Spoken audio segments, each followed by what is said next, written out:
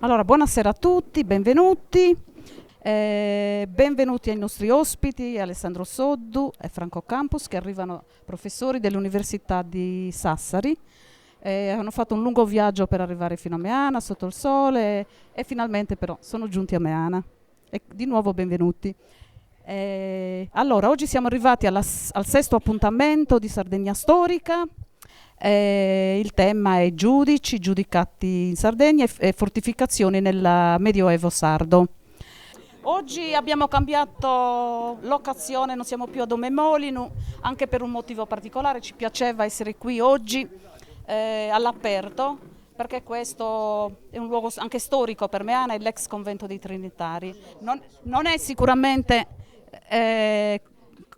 come era nell'origine, però sono rimaste magari delle finestre gotico-aragonesi e le mura, i muri sono quelli del vecchio convento. Cioè siamo capitati in un momento un po' particolare, perché ho saputo ora, io non mi intendo di calcio, che in questo momento c'è la partita Germania-Spagna 0-0. 0-0. Quindi stiamo facendo concorrenza, diciamo concorrenza sleale da parte loro. Insomma, siamo qui, noi siamo... no, ci si dovevano adeguare loro ai nostri calendari. È andata così. Comunque, di nuovo, benvenuti. Secondo me sarà come sempre un bellissimo incontro, come i precedenti. Concludiamo oggi appunto con la sesto incontro. E ringrazio naturalmente Simona, che ha condotto mirabilmente tutte le 5 precedenti, e sicuramente oggi sarà sicuramente così. La ringrazio per aver dato la sua, cioè per aver organizzato questa rassegna. Do subito la parola a Simona. Ha avuto paura?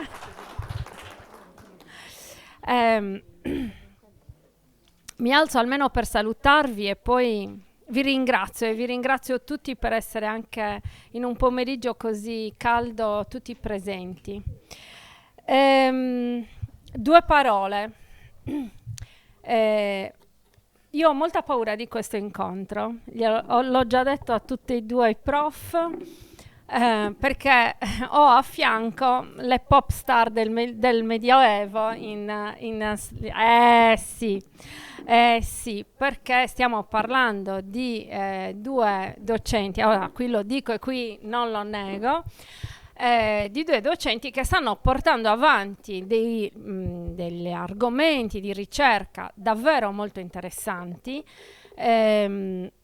Sono le nuove generazioni, anche se abbiamo qualche capello bianco tutti quanti, però chi li colora chi no, però insomma ce li abbiamo, e che stanno restituendo alla ricerca storica della Sardegna una impronta e uno slancio che davvero merita l'attenzione di noi che studiamo e di tutti quanti i cittadini in realtà, perché conoscere la storia non è solo una questione di storici, è anche, forse, se me lo permettete, una questione politica. Politica nel senso più alto del termine, naturalmente, è una cosa che riguarda, cioè, una materia, una gestione della cosa privata e della cosa pubblica che riguarda un'intera comunità, e cioè tutta l'isola. Perché sino a quando noi non riusciremo a capire davvero chi siamo, da dove veniamo e che cosa siamo stati e siamo oggi, mai riusciremo a far valere i nostri doveri, i nostri diritti, a fare delle scelte consapevoli e anche, se me lo permettete, fare dei buoni piani di marketing della nostra isola, dei buoni piani di rinascita, ma quella con la R maiuscola. siamo in tempo di paleoliche, di fotovoltaico, di qualunque altra cosa, di nuove forme di colonialismo. Bene, non voglio entrare in questo, però molto di quello che noi abbiamo fatto nella storia e di cui poi ci siamo pentiti sulla carta, lo abbiamo scelto noi sardi. Quindi cambiamo registro e occhiali,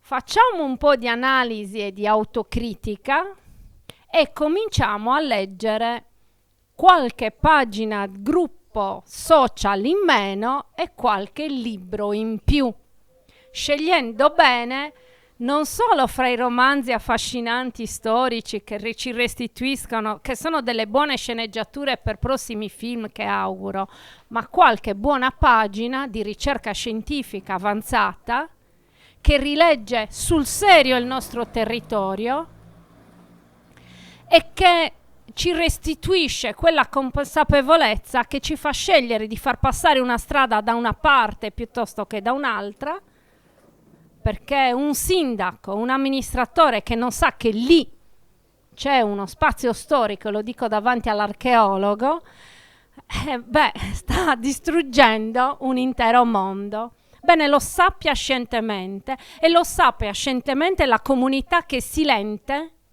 volge lo sguardo da un'altra parte. Ecco perché dico che è politica. Vedo che annuisci. Ma questa serata mi è particolarmente cara per un altro motivo, perché miracolosamente mette insieme lo storico e l'archeologo a raccontare delle pagine di storia con due punti di vista diversi, quello dell'archeologo e quello dello storico, che pur essendo entrambi degli specialisti della storia come unica disciplina, hanno necessariamente un punto di vista diverso, un approccio alle fonti in parte diverso e che contribuiscono in maniera differente a un restyling di alcune idee che ci eravamo un po' fatti e che forse è il caso di scrostare un po' e di rinfrescare con tinteggiature nuove. Bene, entro nel vivo, così a botto, come si dice a Londra. Che cosa sono i giudicati e da quando incominciamo a poter parlare di un'idea che somiglia al giudicato? Bene, prima di iniziare a rispondere, quanti secondi ho a disposizione? Mike?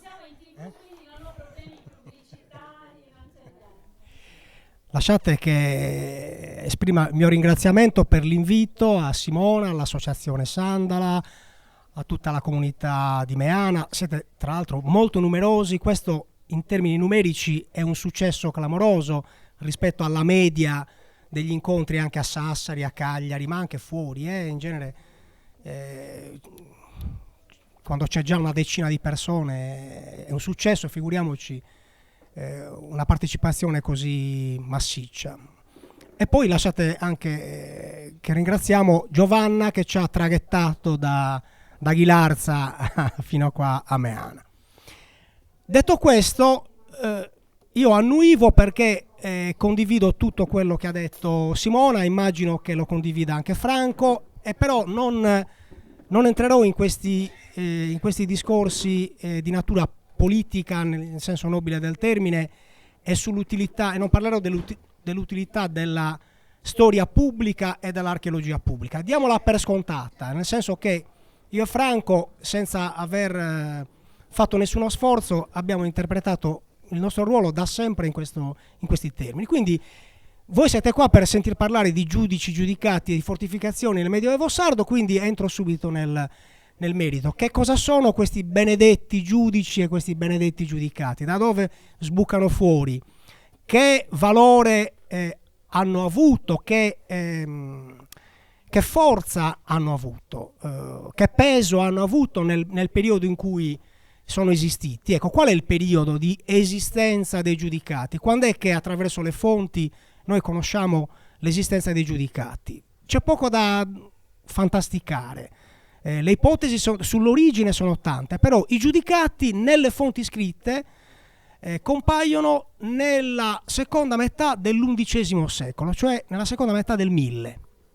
E non è un periodo casuale, cioè non è una mancanza di fonti precedenti, se avessimo le fonti anche del secolo prima, probabilmente no, non è così. Nel senso che l'undicesimo secolo è un secolo di svolta per tante parti d'Europa, del mondo di allora, quindi è il secolo, il risveglio, no, dell'anno 1000, per cui c'è un cambiamento, addirittura nell'anno 1000 c'è il passaggio dall'alto medioevo, cioè dal medioevo più remoto, al basso medioevo, quindi è un momento di svolta. E siccome tutti stanno svoltando, sapete cosa c'è? Che svoltiamo anche noi, nel senso che la Sardegna riemerge, potremmo dire dal silenzio e da una certa perifericità, non un isolamento, perché noi siamo un'isola, quindi siamo per definizione isolati, però una certa marginalità. Ecco, noi usciamo da questa marginalità perché? Perché succedono due cose. Agli inizi dell'undicesimo secolo arriva una spedizione dalla Spagna, dalla penisola iberica, un condottiero musulmano, un tale Mujahid, il principe di uno staterello musulmano che faceva parte di questa galassia di regni che erano sbucati fuori dopo la dissoluzione del califfato di Cordoba, no? Il califfato arabo.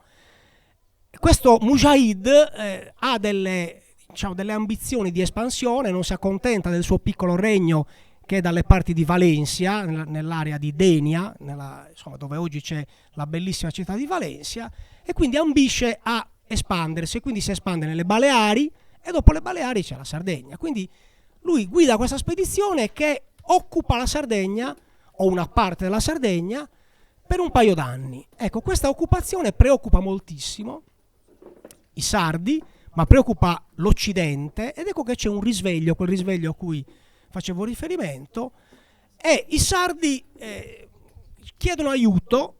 Se chiedono aiuto vuol dire che sono nelle condizioni di spedire degli ambasciatori, di spedire delle delegazioni, quindi c'è un movimento, ci sono dei collegamenti, ci sono delle navi che trasportano persone, lettere, merci, eccetera. Quindi i sardi riescono a far arrivare questa richiesta d'aiuto, e questa richiesta di aiuto arriva dai pisani e dai genovesi. O meglio, questo aiuto arriva dai pisani e dai genovesi. Pisani e genovesi che sono appunto, che cosa? L'espressione delle due città, le cosiddette repubbliche marinare dei nostri ricordi scolastici, che sono in forte espansione, che a loro volta hanno progetti grandiosi, che hanno necessità di prendere il mare. Perché? Perché Genova è scaraventata sul mare, alle spalle non ha praticamente un territorio, e Pisa ha molta concorrenza in Toscana. Quindi diciamo che per convenienza, per opportunità, per ambizione, Pisa e Genova sono gli interlocutori perfetti per rispondere alle necessità della Sardegna e dei sardi. Quindi cosa succede? Che arrivano dei contingenti armati, delle flotte, viene cacciato via questo Mujahid, insomma, e quindi i sardi cominciano a riorganizzarsi e devono anche sdebitarsi con i pisani e i genovesi. Quindi si avvia quella specie di meccanismo, quella specie di apertura di credito, per cui Pisa e Genova hanno accesso ai mercati della Sardegna, hanno oggi le chiameremo agevolazioni fiscali, privilegi commerciali, privilegi fiscali, qualche matrimonio quella, delle concessioni di terre, di patrimoni, di aziende, non terra nuda, ma aziende con bestiame, con servi, con terre agricole, insomma terre che danno frutti, in favore di chi? In favore delle cattedrali di Pisa e di Genova. Pensate a Santa Maria di Pisa, cioè Piazza dei Miracoli, avete presente la bellissima? Ecco, per gestire tutto quello che affluisce alla cattedrale di Pisa viene creato un ente che si chiama Opera di Santa Maria di Pisa, che diventa praticamente il gestore di tutto quello che affluisce, e quindi i sardi, sia le autorità che anche, diremmo oggi, i privati, gli aristocratici del tempo, cominciano appunto a donare, a elargire. Perché? Perché c'è appunto questo rapporto di, potremmo dire, di gratitudine e anche di contropartita, di remunerazione del servizio militare, che poi continua, perché le navi dei pisani e genovesi continuano a pattugliare le coste per evitare che vi fossero ulteriori attacchi.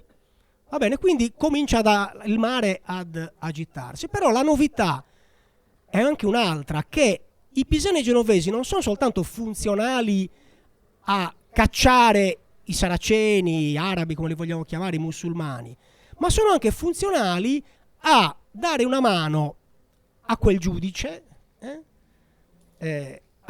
contro quell'altro giudice, oppure all'interno di un giudicato le fazioni. Perché? Perché questi giudicati, quando nascono, e noi non sappiamo precisamente quando, ma nell'undicesimo secolo, quando nascono sono, diciamo, hanno dei rapporti un po' burrascosi, quindi non è l'età dell'oro, non è da pensare, da immaginare come l'età della pace, della felicità, in cui appunto la Sardegna era beatamente divisa in 4 giudicati, Cagliari, Arborea, Torres e Gallura, tutti si volevano bene, si stava bene. No, c'era la lotta per il potere, quindi c'era una lotta feroce per il potere, ed ecco che i pisani e genovesi trovano anche in questo sponda. Perché? Perché danno l'appoggio ora a questo, ora a quell'altro giudice, e quindi da questo si capisce che i giudicati non sappiamo bene quando nascono, ma nascono da delle dinamiche di potere, cioè c'è l'ambizione da parte di chi gestiva il potere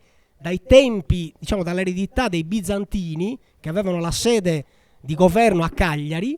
C'è un decentramento del potere, c'è una distribuzione probabilmente di incarichi, di cariche a Turris, cioè a oggi Porto Torres, in Gallura, Civita, cioè oggi Olbia, e Tarros e poi Oristano in Arborea. Ecco come nascono queste entità, che mano a mano che passano gli anni, i decenni, si rafforzano sempre di più e si legano sempre di più, però appunto a Pisa, a Genova, in modo strumentale, cioè a seconda delle convenienze. E chiaramente questo è stato chiamato anche l'abbraccio mortale. Perché? Perché se tu ti affidi e confidi in un alleato che però è molto più potente di te militarmente, prima o poi rischi di pagarne.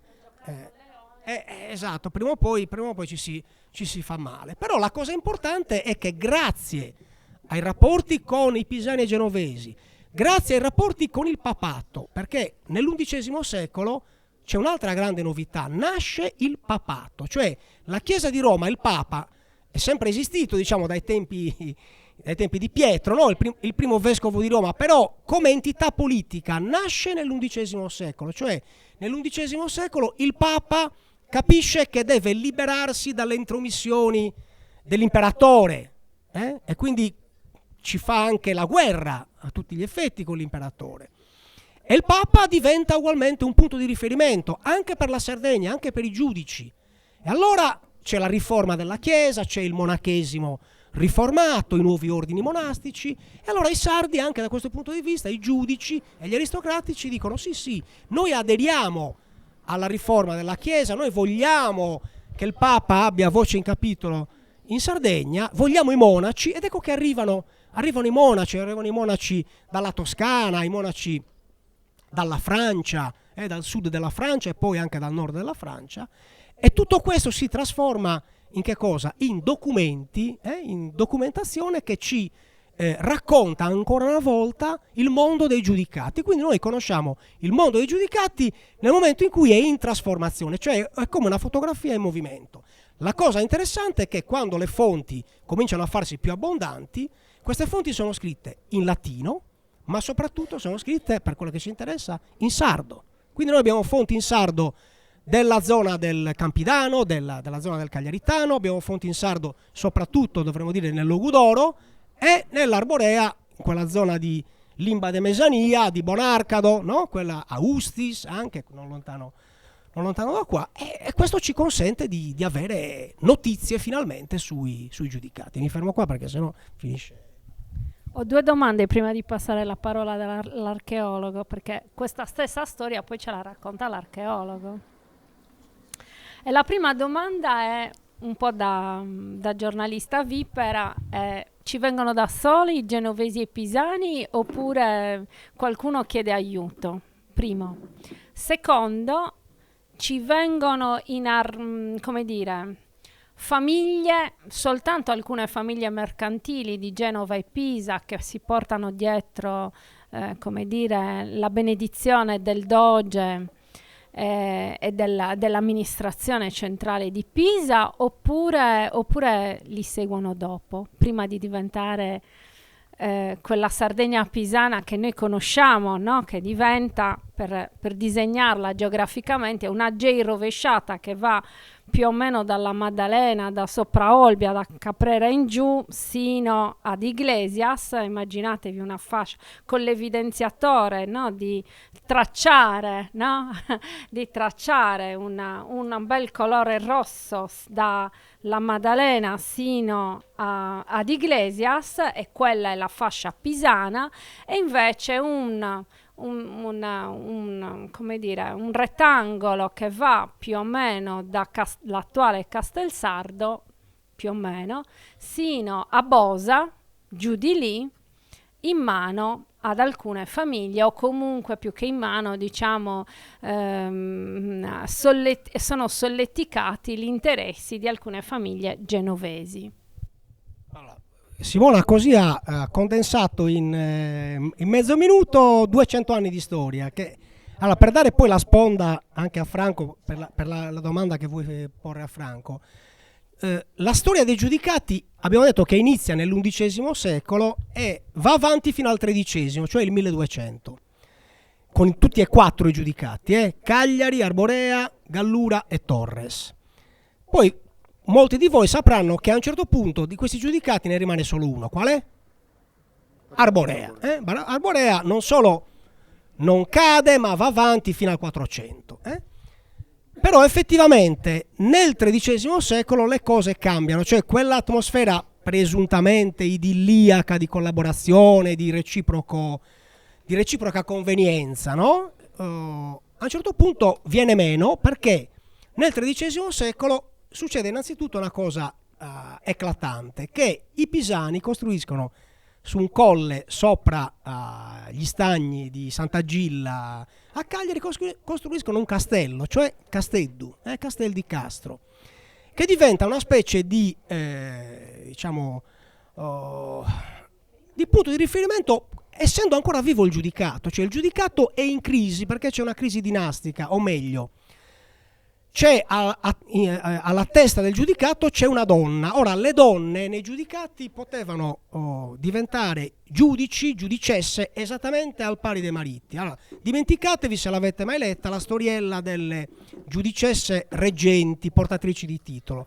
Le donne nei giudicati erano pienamente titolate a regnare, proprio dai tempi di Benedetta, che è la giudicessa di cui stiamo parlando, fino ad Eleonora. Eleonora non era la giudicessa reggente, era l'autorità sovrana di Arborea. Certo, i figli avrebbero poi preso il suo posto, però i figli muoiono e in ogni caso è lei che firma tutta una serie di trattati internazionali, solenni, eccetera, e emana la Carta de Logu. Quindi di cosa stiamo parlando? Cioè, le donne avevano questo ruolo, e lo dicono anche documenti recentemente ritrovati che chiariscono che la successione era dell'uno e dell'altro sesso, lo dice proprio esplicitamente. Ecco, però è vero che a un certo punto, per vari tipi di crisi, tre giudicati crollano. Perché? Perché c'è una pressione di Pisa, cioè Pisa passa alle maniere forti, costruisce Castello di Castro, cioè Casteddu, e poi qualche anno dopo, siccome ha paura che Genova possa allargarsi, possa allargare la propria influenza, organizza una spedizione punitiva contro il giudicato di Cagliari e rade al suolo la capitale Santa Gilla, che viene letteralmente distrutta. Santa Gilla era una città, era proprio una città, aveva tutta una serie di strutture, c'era la cattedrale. Oggi l'abbiamo fatto 30 anni fa. Esatto, con i centri commerciali. Ecco, è difficile anche solo da immaginare, però c'era proprio la capitale. Ecco. Quindi a quel punto acquisisce una buona parte della Sardegna e siamo già però in una fase nuova, cioè questa fase del 200 del XIII secolo, che è la fase nella quale, per il fatto che i giudicati per vari motivi, 3 almeno, sono crollati, si stanno affermando delle famiglie, come hai detto tu, delle famiglie signorili di origine ligure, i Doria, di origine lunigianese, i Malaspina. C'erano già stati i visconti in Gallura, toscani, i conti di Capraia ugualmente in Arborea. Insomma, c'è un cambiamento. Qual è l'elemento materiale, archeologico di questo cambiamento? I castelli. I castelli c'erano anche prima, ma erano castelli di tipo strategico, militare. Invece i nuovi castelli, come appunto Castel di Castro, sono dei castelli di popolamento, cioè sono dei borghi fortificati, e potremmo dire che quasi tutte le città che ancora oggi, le città diciamo di tradizione antica, medievale, sarde, sono città fortificate, Iglesias, Sassari, Castelsardo, eccetera, eccetera. Quindi devono la loro origine a questa fase duecentesca. Okay? Riassuntino veloce. Tutto questo lo raccontano le fonti, ma l'archeologia, come arriviamo al medesimo risultato attraverso l'archeologia? A parte i ringraziamenti, mentre iniziava Alessandro, anche un po' per diciamo così, iniziare il discorso, mi è venuto in mente che è la prima volta che faccio una conferenza su un tappeto e sembriamo a quelle gare poetiche da cui eravamo piccoli, in cui io ero piccolo, non le capivo in sardo, però il padre di Alessandro e mio padre andavano ad ascoltare, quindi il primo poeta fa la rima e l'altro deve rispondere. Quindi è una gara poetica, potremmo... sì. Zizzi e Pazzola, vabbè, però ci sta. E innanzitutto ci sta in questo modo. Come un archeologo legge quello che avete appena sentito? Ovviamente togliamoci faccio 1 minuto e mezzo, spero di stare nel minuto e mezzo di metodo. L'archeologia non potrà mai risolvere un problema quando sono nati i giudicati.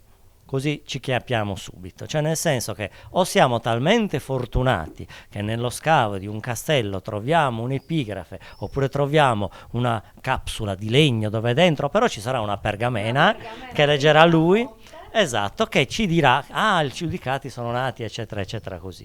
Quindi esatto, quindi questo non per dire che l'archeologo è inferiore, ma guarda gli stessi problemi da un'ottica diversa.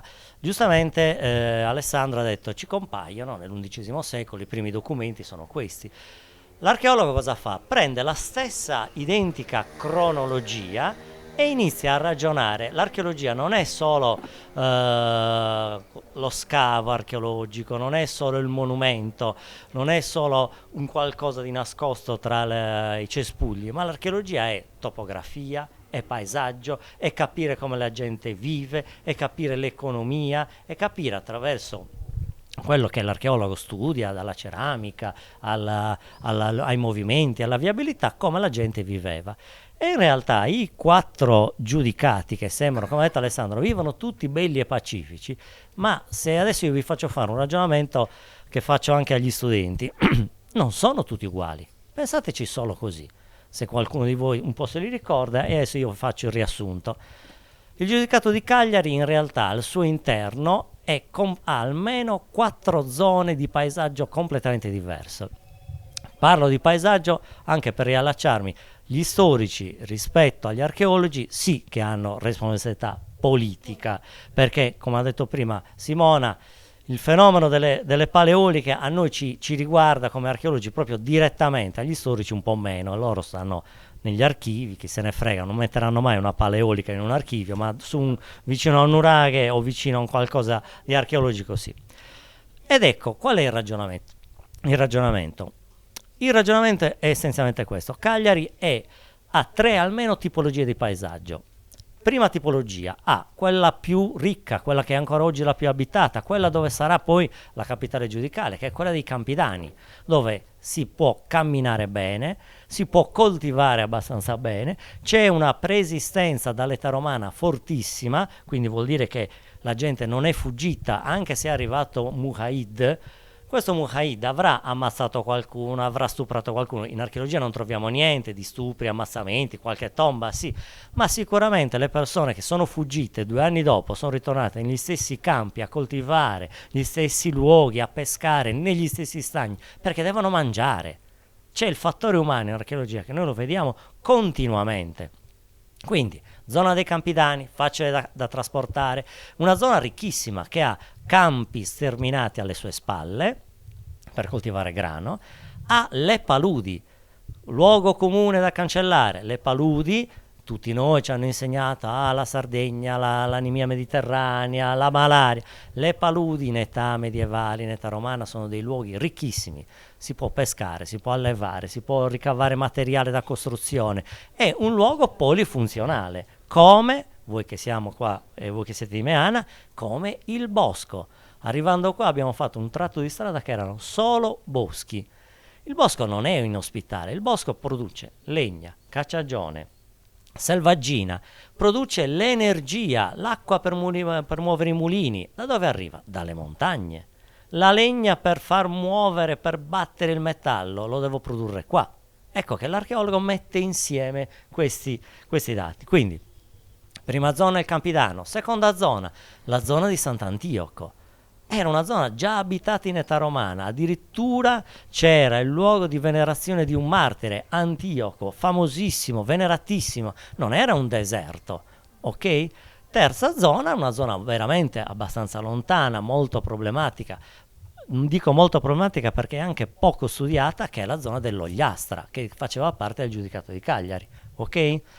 Giudicato di Arborea, anzi prima del giudicato di Arborea, giudicato di Gallura. Il giudicato di Gallura era letteralmente formato da 2 insiemi che noi archeologi riusciamo a leggere, che nei documenti è molto più complicato. L'Alta Gallura, quindi quella più vicina alla Corsica, e poi invece la Gallura costiera, quella che c'è da Olbia, Posada, la Baronia, Orsè, dove in realtà sono delle foci di fiumi molto importanti, e il fiume non solo porta acqua, ma è l'autostrada che permette alle persone che stanno dentro di portare ciò che producono nel luogo che è il mare. E qui torniamo a un altro dato che noi archeologi ormai abbiamo superato: la chiusura medievale del mare è sempre ormai un concetto da correggere, non è esattamente così. Certi porti in Sardegna chiedo scusa, hanno continuato a funzionare.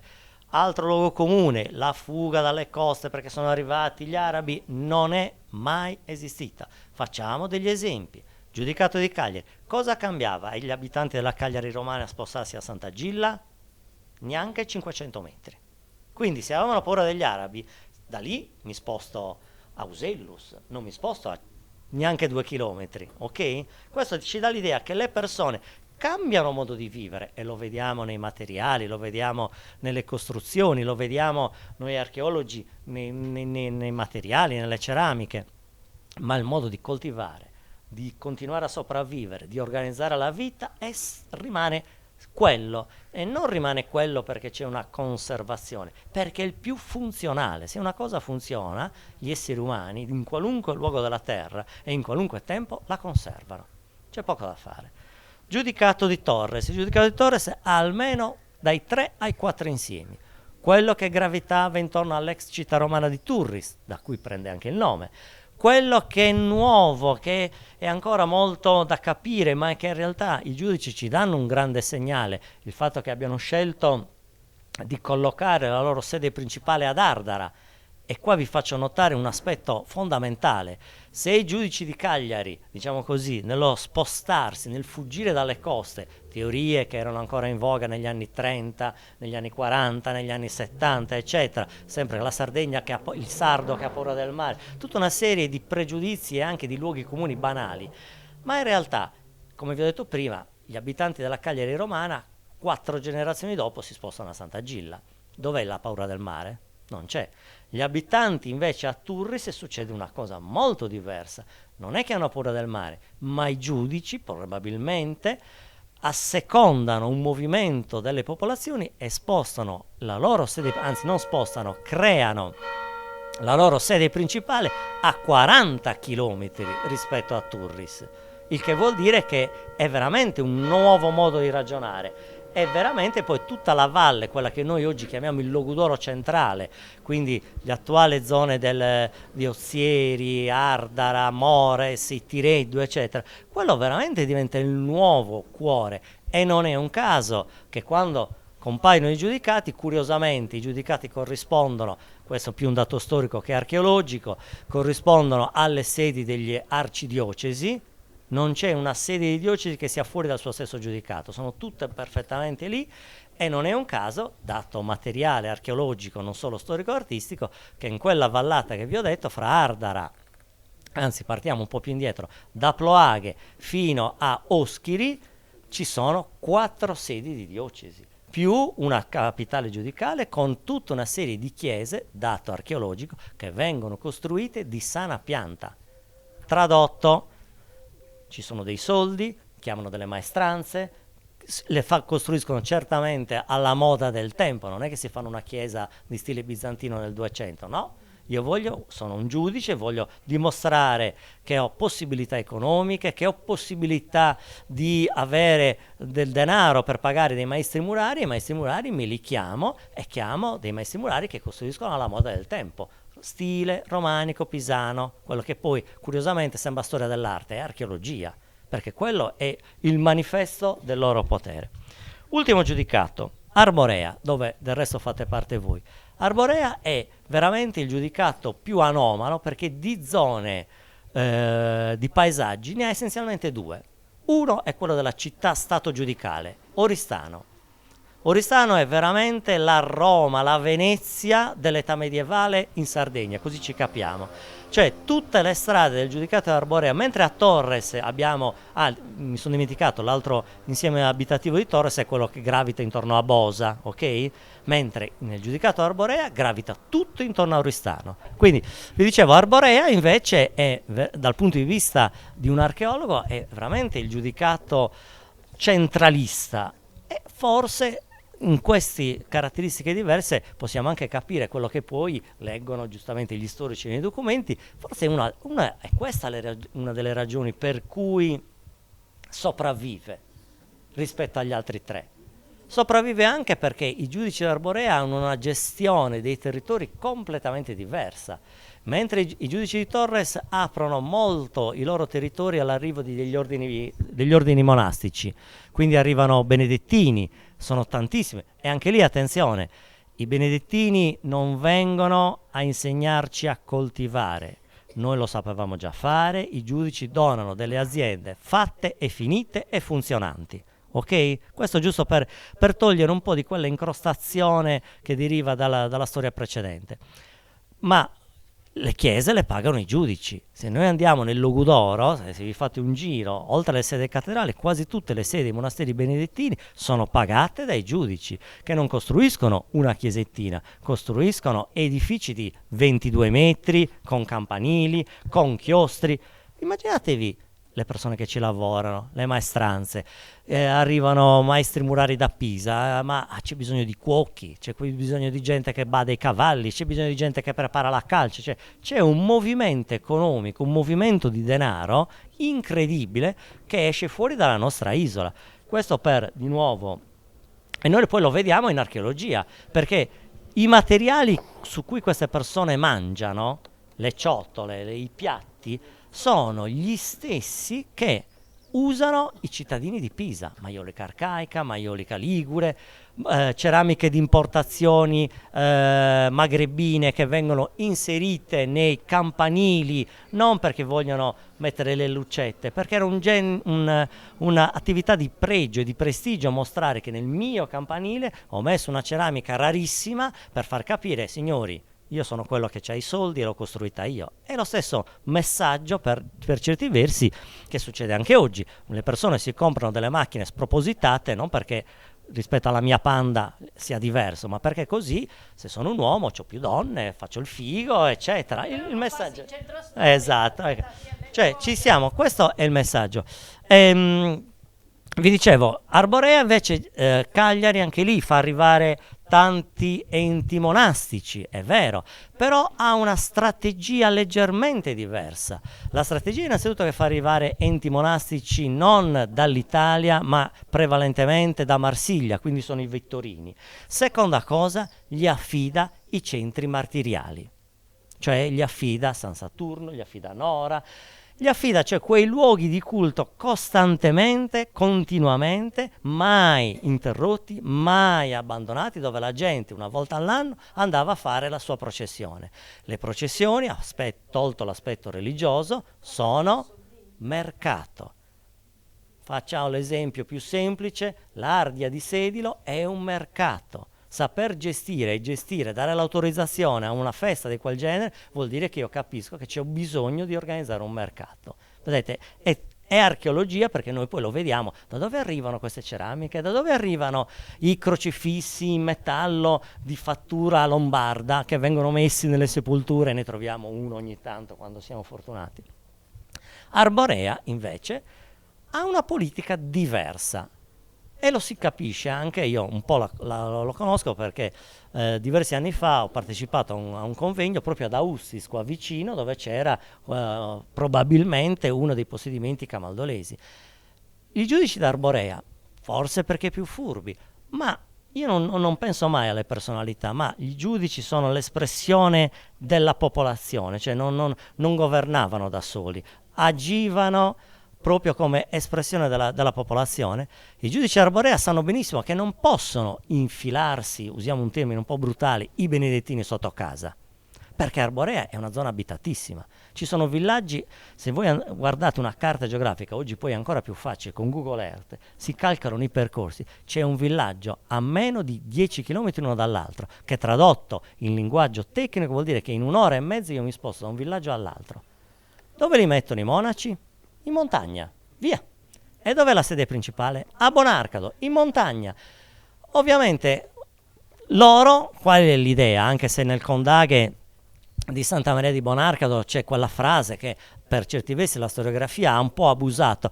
Li mandano lì perché i monaci così insegneranno a coltivare. I monaci non vengono qua a insegnare a coltivare, hanno un'azienda che già funziona. Però i giudici d'Arborea sono un po' più attenti, nel senso che non sono colpiti, e forse è questa un'altra delle ragioni vincenti, a mio avviso. Avevano già una mentalità, adesso uso un termine un po' di geopolitica che non c'entra niente con l'archeologia, forse gli Arborea avevano già una mentalità imperiale nel gestire il potere, che magari Torres ce l'aveva un po' di meno, Cagliari in maniera un po' diversa, da quello che vedo io come archeologia. Ultimo aspetto, l'aspetto appunto della politica, la nascita di politica del tempo e poi attuale. La nascita dei giudicati, ha detto Alessandro, ci compaiono così. A lezione certe volte io anch'io lo dico, non li troviamo già fatti, già pronti, tutti pacifici. La domanda che faccio sempre io, ma si saranno messi d'accordo? Quando è che hanno fatto la riunione a Tramazza, come i politici si sono riuniti? Allora, tu dove vai? A nord, tu a est, tu vai a sud. Siamo d'accordo, ci vediamo fra 10 anni, tutto a posto, si rivedono. Tutto a posto, la gallura è un po' così. Non ti preoccupare. No, non può essere andata così, perché stiamo parlando di potere. E dove sono le prove che non può essere andata così? Ce le avete qua vicino. Neonili e Soradile ci sono 2 castelli, che guarda caso, che tra l'altro 2 castelli che non scava nessuno, non studia nessuno, non c'è un disegno, non c'è una planimetria. Ecco dov'è la politica. Il problema qua entriamo nel fatto che l'archeologia in Sardegna, viva Dio, è vero, è troppo polarizzata sulla preistoria, troppo polarizzata nell'uso politico che se ne fa dell'archeologia, che dovrebbe diventare lo strumento per redimere adesso, perché 2000 anni fa eravamo bravi, ok? E quindi il Medioevo, siccome pochi lo conoscono, scusate, non lo studia nessuno. Dove entra la politica? Il problema è che invece queste trasformazioni dei territori, questi insiemi, ancora noi non sappiamo quasi nulla dell'economia della montagna in età medievale. Ci vogliamo riassegnare ancora a scrivere la Sardegna, pastorale, agricola, le zone montagnose a base allevamento. Ah, siamo tutti conti, tutti pastori qua, tutti, e non c'era nessuno che faceva pane, nessuno che faceva tegole, nessuno che batteva il meta, tutti pastori, perché non le conosciamo. Però il problema è che le tracce archeologiche dell'Alto Medioevo sono labilissime, sono le più difficili da trovare. Perché? Uno, perché c'è un problema di tipo tecnologico, cioè ancora non abbiamo, anche se molto migliorato negli ultimi 20 anni, la conoscenza delle ciotole che giravano in quel periodo, però adesso qualche dato ce l'abbiamo. Due, è un altro problema proprio di ricerca, che molta della ricerca è stata polarizzata sulla preistoria. Molti di questi siti altomedievali non si vedono, molti di questi siti altomedievali vengono cancellati immediatamente da diserbi, pulizie. Quando io ho iniziato ma aspetta, c'era una cosa molto più danneggiante quando io ho iniziato appena laureato: i cantieri socialmente futili o utili.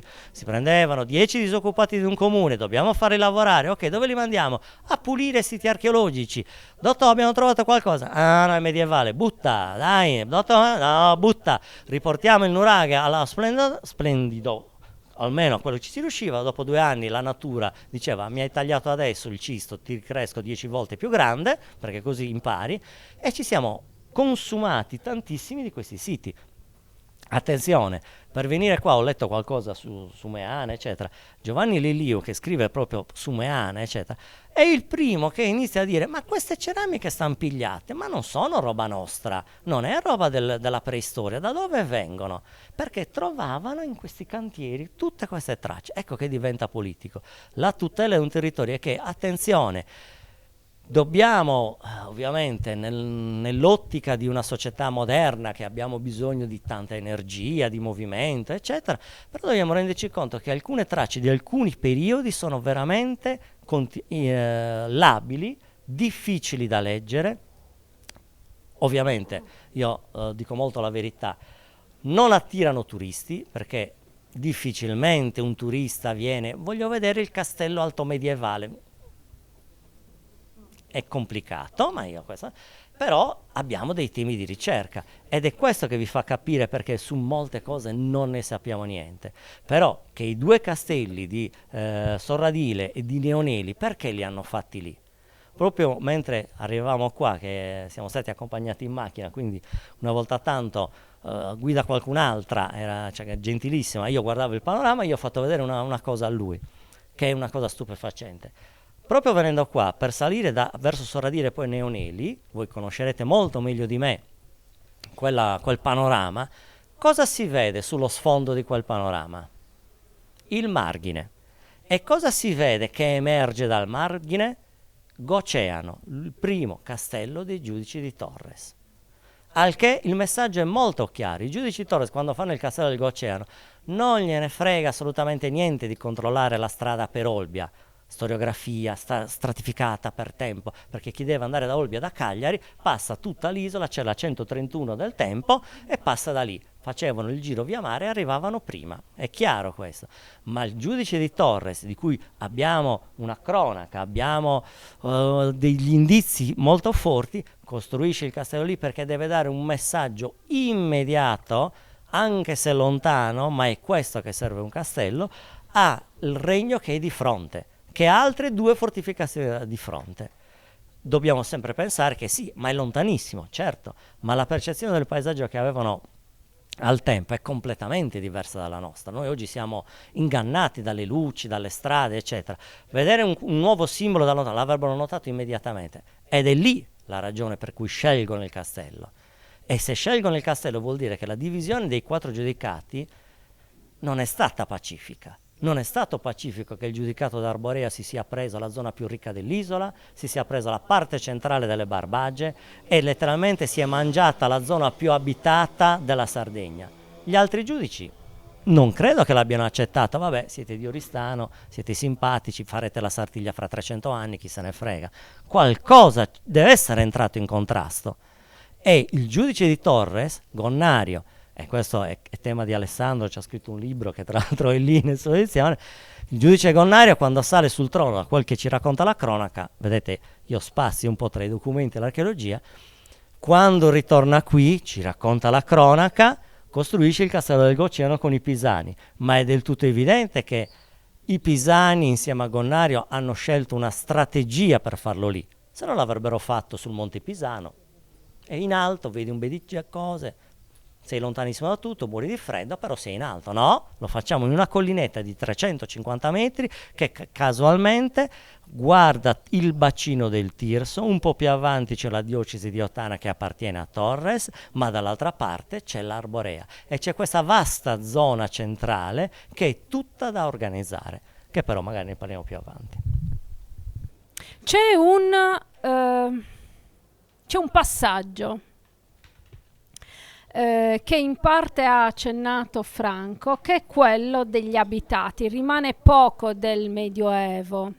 È anche vero che rimangono invece un sacco di chiese in campagna, no? Di chiese campestri. Ecco, anche quella lettura, ti chiedo un flash anche breve.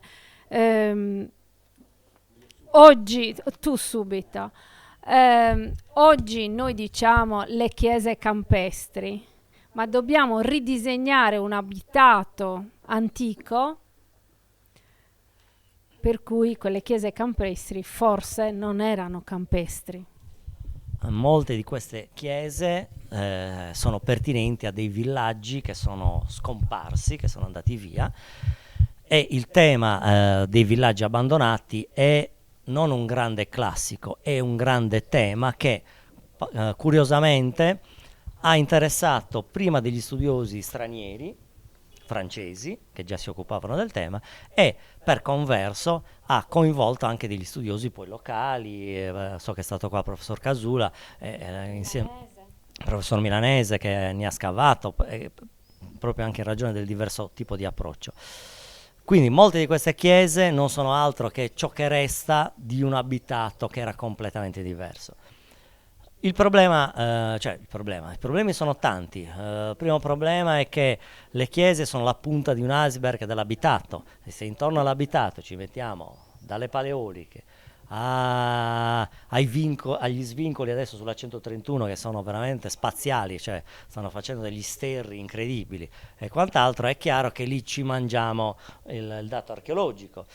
Il dato archeologico di scavare un villaggio medievale, ve ne ha parlato sicuramente abbondantemente Marco Milanese, non è trovare il villaggio. Il villaggio sì, ci dà un'idea interessante, eccetera, ma è capire, è lì il cuore, il livello di vita quotidiano di queste persone quando il villaggio si è spento. Io ho scavato un professor Milanese per 10 anni, quindi ho fatto il militare lungo con Milanese. Lo scavo di Geridu cosa dimostrava? Lo scavo di Geridu dimostrava che già, innanzitutto abbiamo acceso una luce, la luce ha costretto, questo è il ruolo di noi archeologi, il mio ruolo con Alessandro dopo 40 anni di amicizia, eccetera, anche di pungolarlo, vai a cercare bene, vai a chiedere le motivazioni. Geridu è quasi una città, i fuochi sono tantissimi, ne parlavamo tra l'altro anche proprio nel nostro tratto scendendo qua. Dal punto di vista archeologico ci rendiamo conto che gli abitanti di Geridu non abitavano in casette, uso lo stereotipo più banale, il medioevo sardo, povero, case povere, senza il tetto, senza le tegole, avevano le tegole. Tradotto per noi archeologi vuol dire tecnologia di saperle fare, tecnologia per trovare l'argilla, tecnologia per cucinarle e tecnologia per trasportarle. Vedete che è complicato. Avevano i silos per la conservazione delle granaglie, come si vedono ancora nei musei della città contadina, scavati in terra. Io produco del grano, produco del formaggio, non è che lo lascio nel frigorifero, non ce l'ho, non me l'hanno ancora inventato, faccio un buco in terra e le lascio lì. Ma soprattutto avevano ceramiche di importazione, pisane, liguri, spagnole, arabe, avevano, qualche volta abbiamo trovato monete, avevano metalli, avevano strumenti, avevano un livello di vita, anche dagli studi che sta portando avanti Milanese sulle malattie, avevano gli stessi tipi di malattie, quindi avevano un livello di vita di un pari villaggio della Toscana. E quindi prendiamo la Cimosa, Sardegna, medievale, società povera, lo dobbiamo cancellare. A lezione quest'anno avevo un ragazzo che gli ho fatto questa domanda: ma secondo te la società giudicale sarda era semplice o complessa? E lui, giustamente, studente, anche se già laureato alla specialistica, è semplice. Ok, non hai capito niente, è complessa, perché abbiamo problemi giuridici, problemi di territori, problemi di approvvigionamento. Io faccio sempre queste domande perché dal negativo cerco di portarle sul positivo. Lo scavo di Gedo ci ha dimostrato che questa gente viveva sì in una stanza come si viveva in Sardegna fino agli anni 50, ma avevano un livello economico alto, mangiavano carne, consumavano grano, avevano gli strumenti per la lana, quindi vuol dire che avevano allevamenti. Nella necropoli di Gedo abbiamo notato... No, io non la chiamo... Io non parlerei di gente ricca, gente che vive al modo del tempo e probabilmente ha anche una dieta più ricca di carne. Attenzione, questo è l'aspetto dell'archeologia che riguarda l'archeozoologia, che è un campo meraviglioso, che è un campo molto difficile perché le sintesi dei dati archeozoologici sono molto complicate. Ve lo traduco: negli scavi noi troviamo centinaia di migliaia di ossa, c'è uno specialista, un ragazzo o una specialista che prende tutte quelle ossa, le spazzola tutte, le lava tutte, le mette insieme, le conta, ed è un lavoro. Io sarei morto al terzo giro, però è un dato importante, perché se non riusciamo a capire che troviamo in prevalenza ossa di ovini di 6 mesi, vuol dire che questi si mangiavano l'agnello. Se troviamo ossa di suini di 3-4 mesi, vuol dire che non è una questione turistica, il porcetto c'era già, ma vuol dire che non usavano il maiale anche già per mangiarlo subito. Troviamo poche ossa di bovini, certo, perché il bovino è il trattore, non te lo mangi il bovino lo fai andare. Troviamo ossa di pesce, a Tergo hanno scavato, hanno trovato delle ossa di pesce, uno può dire ma quelli sono monaci. Attenzione, è vero, i monaci possono essere ricchi, avevano più soldi, erano agevolati dai giudici, ma qualcuno glielo pesca il pesce, qualcuno lo porta, qualcuno lo lavora e lo lascia lì. Ci dà l'idea di un'economia abbastanza ricca. Qual è il problema però? Il problema è che per adesso di villaggi medievali scavati, un po' come diceva il nostro antico professore all'università, professor Pittau, sapete quanti villaggi medievali abbiamo scavati in Sardegna? 1. È lì il problema, che Geridu è rappresentativo, c'è stato qua a Milanese, è importantissimo, ma non è più ormai rappresentativo. Dovremo scavare un villaggio di montagna, dovremo scavare un villaggio vicino a un monastero, dovremo scavare un villaggio vicino a un centro urbano, un villaggio in un'area di media collina, e verificare se il livello di vita, è un po' come oggi si fanno le indagini per la ASL, no? Ok, il livello di vita di Meana è lo stesso di quelli di Nurallao? Da dove lo capiamo? Dai redditi, dalla mondezza che buttano, è uguale, è identico. Il problema sta esattamente lì, che dovremo ampliare le ricerche, dovremo scavare in un castello. Quelli del castello mangiano peggio o meglio? Quelli del di scavi di monasteri ne abbiamo 1, Tergu, e tutti gli altri, quelli di Monarcado, mangiavano meglio o peggio?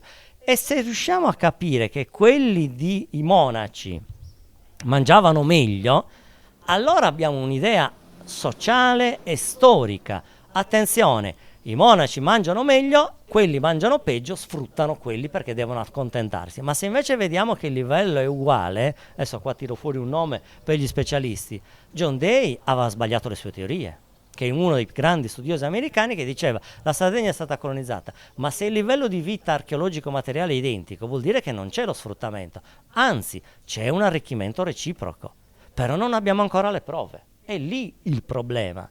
Quindi scavare un villaggio, scavare un monastero, scavare un castello ci serve per avere più parametri. È come se scavassimo, il professor Pittau, che ai suoi tempi, quando noi seguivamo le lezioni, che era fissato con la scrittura nuragica, ridevamo molto con Alessandro, eravamo pischelli e studentelli, e diceva: sapete quanti nuraghi hanno scavato? 7.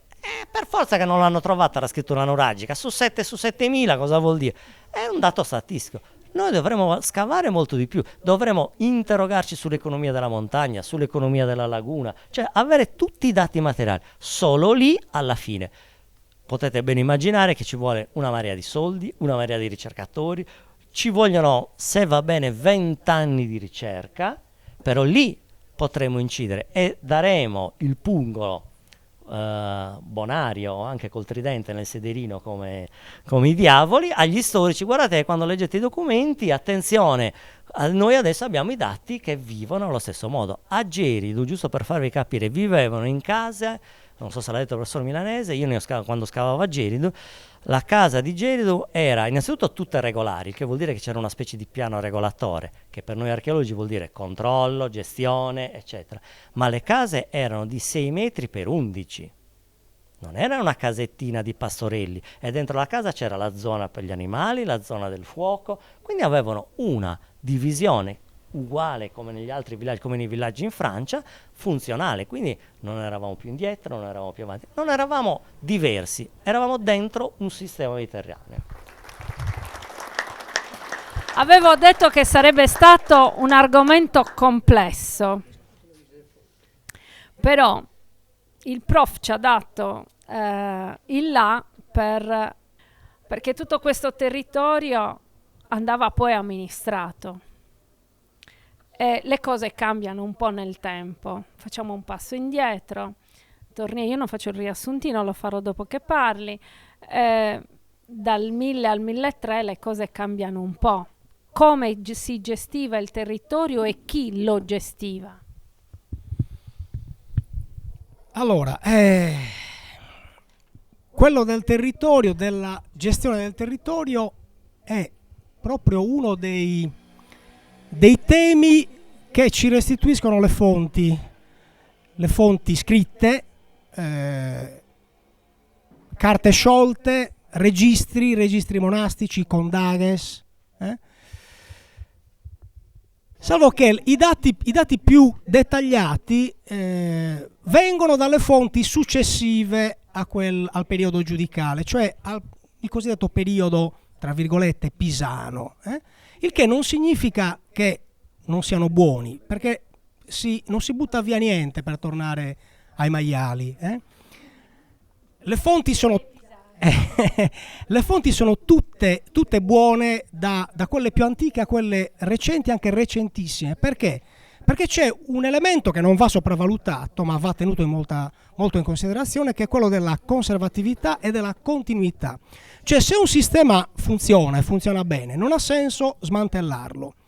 Questo per dire che anche quando crollano 3 giudicati su 4, in realtà, soprattutto per le persone che vivevano nei villaggi, per la gente normale, per la gente comune, in certi casi non è cambiato niente. Vi faccio un esempio: i Doria e i Malaspina, le signorie dei Doria e dei Malaspina, in fin dei conti si sono sostituiti ai giudici di Torres, cioè hanno ricreato nella loro signoria, nel loro territorio, Bosa e Osilo e Curatorias, e sto già dicendo Curatorias, cioè i distretti territoriali, perché così continuano a chiamarli.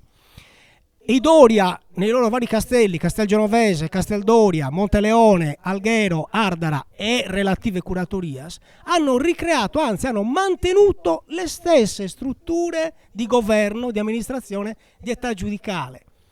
Altro elemento di continuità: la giustizia, l'amministrazione della giustizia. Come avveniva? C'erano dei tribunali chiamati coronas a diversi livelli, potremmo dire diversi gradi di giudizio, no? Quello a livello di villaggio, quello a livello di distretto, e poi quello più alto in grado, che era la corona presieduta dal giudice, la corona de logu. Va bene? Questo organismo, questo tribunale, che era una forma, come dire, di amministrazione della giustizia, di rendere giustizia a un livello molto vicino alla comunità, non direi diciamo democratico popolare, però insomma nel quale l'arbitrio era molto temperato, per cui le prepotenze, gli abusi venivano in qualche misura circoscritti, temperati, e spesso si ricorreva anche a delle soluzioni extragiudiziali. Si faceva di tutto per evitare di arrivare in tribunale, come oggi del resto, no? Perché non si sa mai come vada a finire, no? Ecco, queste coronas sono rimaste in vigore. Dopo il crollo dei giudicati sono rimasti in vigore sotto i Pisani, sotto i Doria, sotto i Malaspina, sotto i catalano-aragonesi fino al 1600, quindi fino alla pienissima età moderna. Perché? Perché funzionava, era un sistema, diciamo, che garantiva l'ordine e la pace sociale, perlomeno un equilibrato rapporto tra l'autorità e la collettività rurale.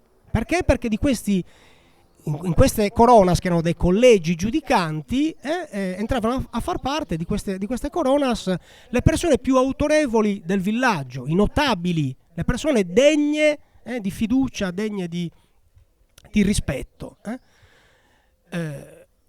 Quindi quando si passa dalla prima età giudicale, cioè dall'età nella quale esistono tutti e 4 i giudicati, alla seconda età giudicale, che è importante quanto la prima, cioè quella che riguarda solo il giudicato di Arborea, noi abbiamo delle forme di amministrazione del territorio che sono, potremmo dire, quasi le stesse. C'è veramente una continuità.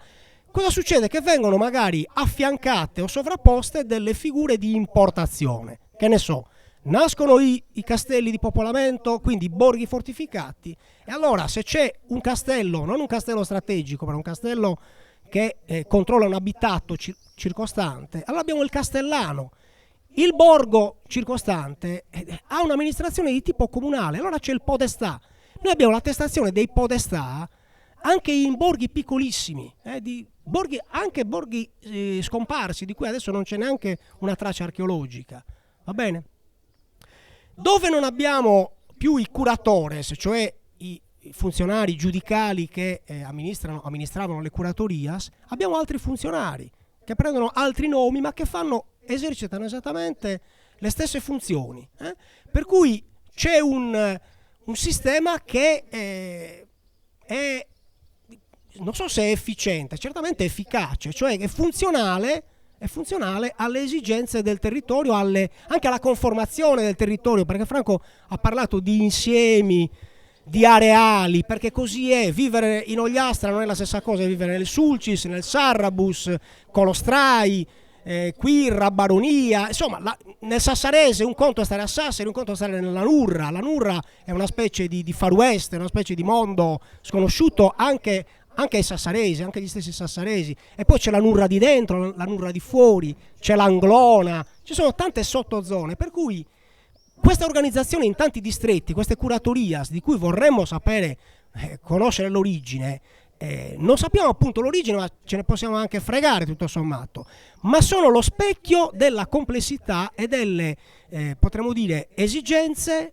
del territorio. Tant'è vero che cosa sopravvive ancora oggi delle curatorias? Le regioni storiche, le cosiddette regioni storiche, cioè il senso di appartenenza. Io so che sono della Barbagia di Ollollai e che non va confusa con quella di Belvì, e io sono dell'Anglona, e poi c'è il Coghinas, e dopo l'Anglona c'è la Gallura, ma quella è Gallura, qua è Anglona. Per cui questi diciamo sentimenti, potremmo dire, questo senso di appartenenza è talmente profondo e radicato che è poi stato utilizzato quando sono nati i comuni, nel senso moderno.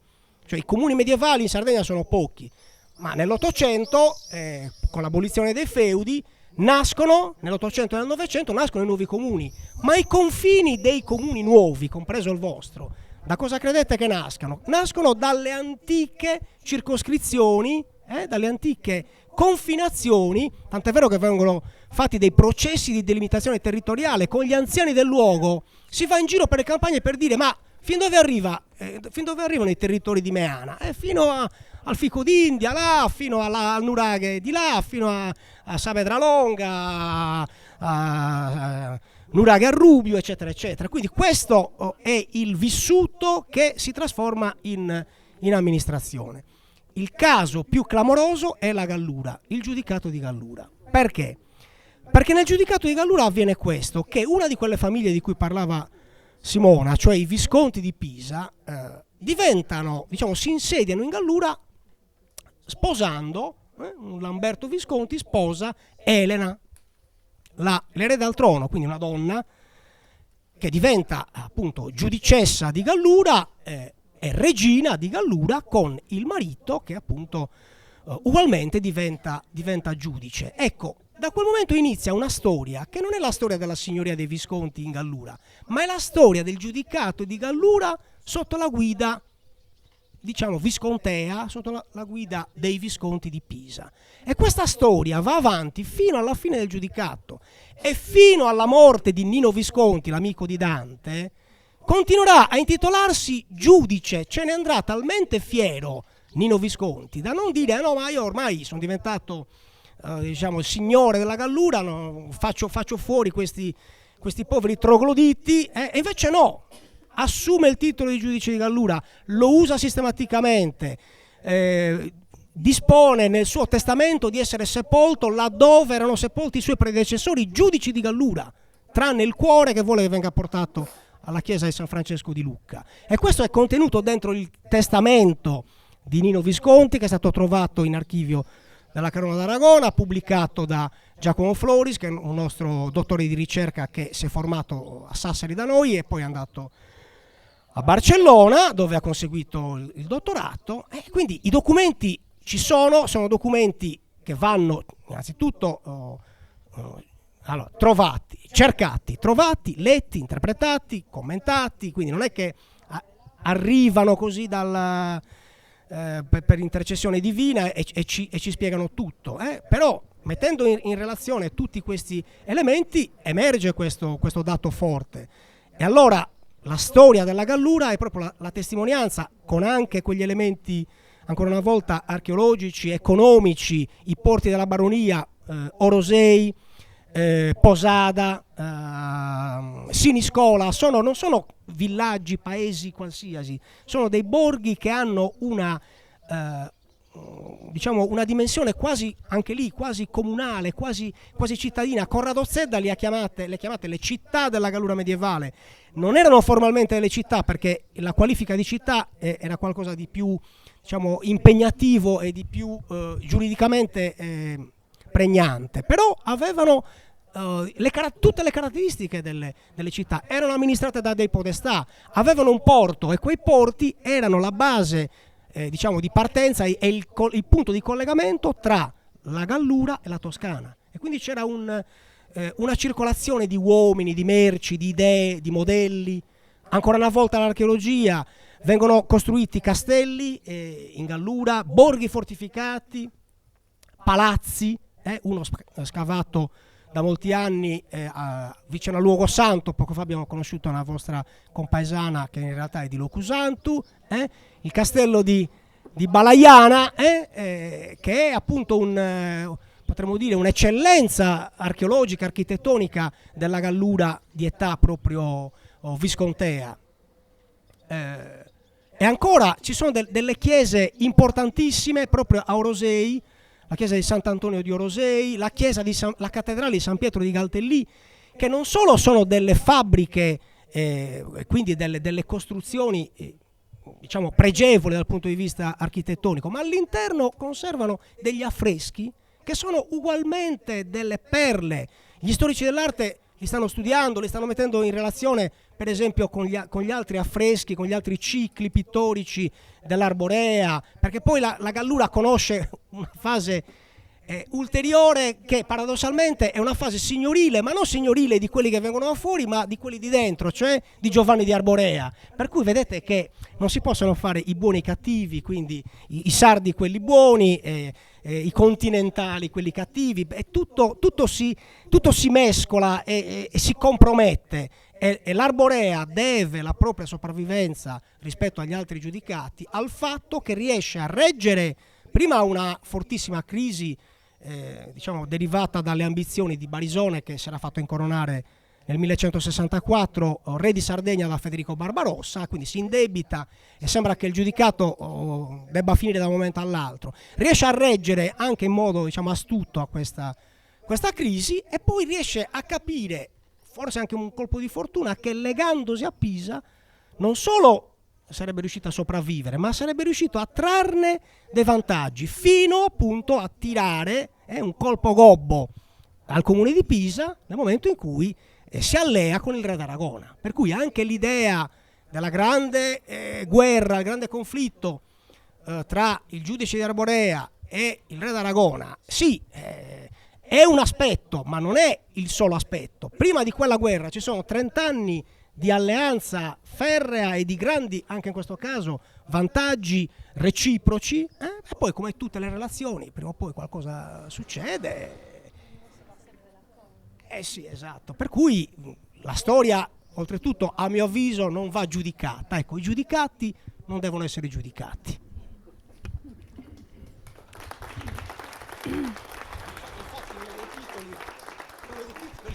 Uno dei titoli che volevo suggerire a Simona era "Nessuno mi può giudicare".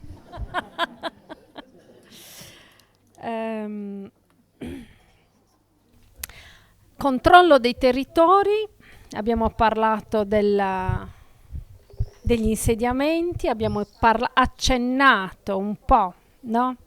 All'esistenza di questi castelli, nella doppia tipologia. Per chi è arrivato un po' più tardi, mi permetto di fare questo piccolo riassunto: la tipologia del castello non abitato e del villaggio, del paese, città anche, borgo fortificato. Questo borgo fortificato può essere anche un po' più grande, come molto bene ha, secondo me, inquadrato la città di Oristano, che diventa una vera e propria città-stato, no? Città-stato.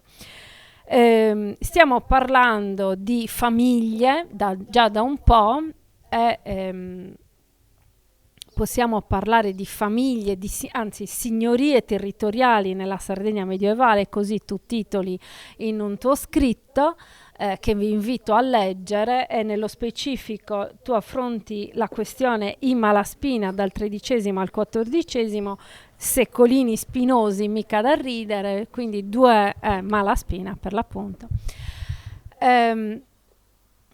Come controlliamo il territorio? Con quale principio scelgo il cosiddetto incastellamento, se ancora si può parlare di incastellamento? Allora, ovviamente qua devo fare anche qua un ragionamento che mi ha suggerito un mio studente all'università. Io ho fatto un contratto di insegnamento all'università e lo studente ha dato l'esame e mi ha confessato, dopo che gli avevo già dato il voto, quindi era già salvo, mi fa: professore, io studio filosofia, ma il suo articolo era veramente incapibile. E a me questo mi ha fatto molto riflettere. Mi ha fatto riflettere perché è del tutto evidente che se io parlo con Alessandro, a volte anche con Simone al telefono, riusciamo a trovare la linea la linea di comunicazione, però è del tutto umano che uno studente, eccetera, abbia delle grosse difficoltà. Io cerco di riassumere molto velocemente. Alessandro, giustamente, da storico, ha studiato una famiglia signorile, ha dedicato la sua tesi di dottorato ai Malaspina. Io invece ho dedicato la mia tesi di dottorato ai castelli. Ovviamente, nello studiare i castelli, io ho cercato di capire come quel potere delle signorie si manifestava dal punto di vista topografico, monumentale, eccetera. Non è una mia scoperta, non sono così bravo, eccetera, che è lo stesso metodo di studiare le fortificazioni che aveva intuito, che aveva presentato un grande studioso francese che era Pierre Toubert nel 1973 e che in Italia e in tutta Europa ha avuto un successo incredibile. Qua dobbiamo capire, per, diciamo così, per i non addetti ai lavori, 5 minuti, come funziona, no, senza fare polemiche, io faccio molte polemiche, però come funziona? Ci sono le teorie storiche, soprattutto di interpretazione. Una delle più famose della storia medievale è la teoria di Pirenne, che aveva detto: guardate che il Medioevo non inizia con il 476, la caduta dell'impero romano, ma forse inizia con gli arabi che conquistano il sud dell'Africa.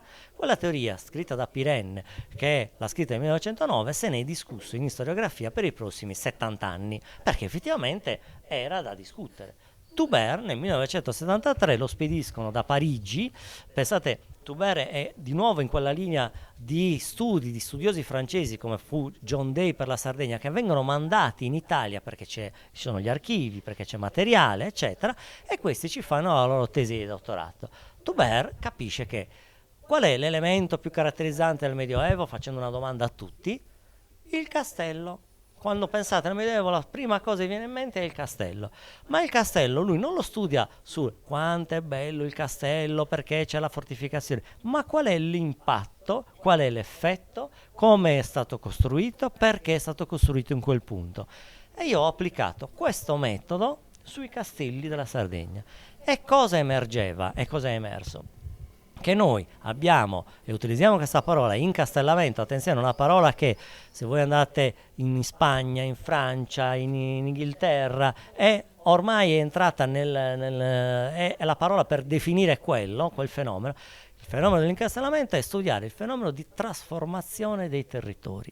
Allora, è del tutto evidente che quando nascono i giudicati arrivano anche i castelli, ma i castelli, qua anche se arrivano con la formazione dei giudicati, come vi ho detto prima, perché probabilmente nella divisione dei territori non è andato tutto liscio, ma ci devono essere state delle tensioni. Qual è lo strumento per manifestare il proprio potere? La fortificazione. I castelli sono sempre delle fortificazioni militari. Nei castelli si vive sempre male, scomodi, sono in alto, non c'è acqua, c'è una guarnigione piccolissima, i soldati che vengono messi lì sono sfortunati, c'è poco da fare. Un po' come quando andiamo in spiaggia in Sardegna, vediamo le torri spagnole, i 3 o 4 soldati che stavano lì non è che stavano benissimo, erano condannati a stare lì per 6 mesi. Esatto, qui stiamo proprio nei ricordi degli anni 70. Ok, però poi mi sono accorto che c'erano anche degli altri castelli che in realtà non erano fatti per controllare un territorio, ma erano fatti perché erano la manifestazione di un'altra cosa. E lì ovviamente la collaborazione con Alessandro, abbiamo proceduto quasi in parallelo, lui si è dottorato prima, io quasi un anno dopo, però era evidente, i Malaspina devono portare avanti la loro idea di potere. Il giudicato si è sfasciato, come ha detto Alessandro, non c'è un collasso economico e guarda caso i Malaspina dove vanno a fare i castelli? A Bosa, seconda città del giudicato, porto sempre funzionante, piazzano una fortificazione nella collina sul fiume a 1,5 chilometri rispetto alla città giudicale. Pum! È chiarissimo il messaggio, adesso il padrone sono io. Chiaro? Il concetto, non c'è più da discutere, non c'è più il giudice. Ed è talmente vero che nel primo lavoro che abbiamo fatto assieme io e Alessandro su un convegno dedicato a Sindia, di Sindia non abbiamo parlato perché di Suni, un convegno dedicato a Suni, di Suni non abbiamo parlato perché c'era poco da dire, ma abbiamo parlato di Bosa. È un caso evidente, questo è un documento storico. Se ancora i corallari di Marsiglia nel 1254 devono chiedere l'autorizzazione al giudice per pescare il corallo, lo chiedono al vicario del giudice. È un messaggio chiarissimo che vuol dire che i Malaspina non c'era quell'entità. Ha detto, vabbè, Bosa, guardiamo i Doria. I Doria dove vanno a costruire i castelli? Castelgenovese. L'attuale Castelsardo. Castelsardo, se noi lo guardiamo dal punto di vista del territorio, la parte medievale è quella che guarda il mare, quindi quella che oggi ci piace tanto, ci facciamo tutti la foto, invece la parte ottocentesca. Castelgenovese è la prima collina che si vede dalla navigazione lungo costa scendendo dalla Corsica. I genovesi, e Alessandro ha avuto la fortuna di partecipare al convegno a Genova, stanno costruendo il loro impero sul mare. E per avere un impero sul mare, come succede ancora oggi, tu devi avere il possesso e il controllo degli stretti. Avevano già preso Bonifacio e quindi dovevano chiudere il cerchio. Per chiudere il cerchio mandano probabilmente, noi dobbiamo immaginarci delle persone che girano nei territori, delle persone che sono avvezze a sapere quali sono le difficoltà per costruire un castello. Dove piazzano il castello? Nella prima collina che si vede scendendo dalla Corsica con un obiettivo molto semplice: creare concorrenza al porto giudicale di Turris. Dove si crea la concorrenza? Sul fatto che, questa è una notizia che io tiro fuori, fa molto effetto, dal punto di vista della navigazione si tira il maestrale per fare scendendo dalla Corsica lungo costa con una barca a vela, ancora oggi, se arrivi a Castelsardo ci metti, arrivi che so alle 12, spostarti a Porto Torres ci sono 6 ore ancora di navigazione col maestrale. Avete capito i Doria cosa hanno fatto? Hanno messo un porto davanti che era dotato di piccoli porti, cioè della serie hanno creato un concorrente. Però hanno fatto un altro castello a Casteldoria. Dove l'hanno piazzato a Casteldoria? Nella valle più abitata che c'era, sotto c'era Cocchinas, una città. Ci piazzano un castello nel punto di contatto tra la vallata Bassa Valle del Coghinas e la vallata retrostante dell'Anglona. Quindi cosa ci dice? Che sono castelli che hanno come obiettivo, come quelli di Tuber, modificare il territorio, modificare in maniera il modo di vita, tant'è che nei documenti c'è scritto che fanno arrivare non persone disperse, fanno arrivare i loro clientes, che sono quasi tutti di fuori. Questi clientes nell'andare a abitare nel borgo diventano burgenses, hanno il diritto alla casa, il diritto al terreno, hanno solo l'obbligo di offrire assistenza in caso di difesa. Archeologicamente dove lo vediamo? Lo vediamo che se voi prendete Bosa, attenzione, a Bosa abbiamo scavato nel castello, la cronologia insieme a Marco Milanese ci ha confermato che il castello è del XIII secolo, con buona pace per le vecchie teorie ancora legate alle cronache di Giovanni Francesco Fara. Quindi i Malaspina lì costruiscono un castello nel XIII secolo e lo piazzano lì nel punto più abitato, dove si vede che loro organizzano tutto, perché organizzano un abitato fatto da cerchi concentrici dove le case sono tutte uguali. Quello che vi ho raccontato prima su Geridu ci faceva vedere che se le case sono tutte uguali, come ancora succede oggi, vuol dire che c'è un piano programmato di fabbricazione. Chi lo fa questo piano programmato? L'ente politico predominante in quel momento. E si passa dai villaggi aperti ai villaggi chiusi, fortificati, dove ogni via è una linea di difesa. Posada è fatta allo stesso modo. Ci siamo? Castelpedreso aveva un suo villaggio alla sua base, Castelgenovese, case tutte uguali, Osilo, case tutte uguali. Io quando ho visto questi elementi ho detto, questo è un incastellamento, cioè è un processo di trasformazione del territorio. Finisco subito. E questo ovviamente... Sì, scusate. E questo ha cambiato la società di nuovo della Sardegna, perché era del tutto evidente che gli abitanti delle ville sono diversi dai burgenses. E lì adesso vorremmo il dato archeologico. Il dato archeologico quale sarebbe? Quello di scavare non dentro il castello, ma scavare, che so a Posada, che so a Bosa, dentro su una strada, eccetera, e verificare se il livello di vita dei burgenses era uguale a quello delle ville. E se i burgenses, per assurdo, mangiano meglio, vuol dire che quelli avevano interesse ad andare lì. E questo è l'incastellamento.